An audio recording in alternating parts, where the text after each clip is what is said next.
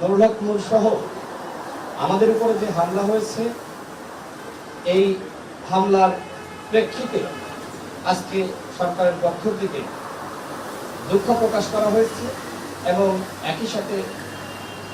সরকার এই ঘটনায় অত্যন্ত উদ্বিগ্ন সেটি তারা আমাদেরকে জানিয়েছেন। সরকার আরো যেটি আমাদেরকে জানিয়েছেন, মাননীয় প্রধান উপদেষ্টা, যেহেতু নুরুল হক নূর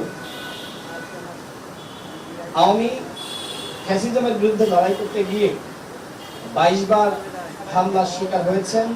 এবং সর্বশেষ অন্তর্বর্তীকালীন সরকার আমলে যেভাবে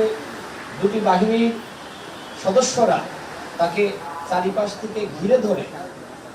রক্তাক্ত করেছে,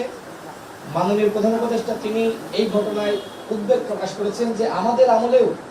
যে ছেলেটি আওয়ামী লীগের আমলে এতটা মার খেলো, সে যদি আমাদের আমলেও মার খায় সেটি আমাদের জন্য অত্যন্ত দুঃখজনক।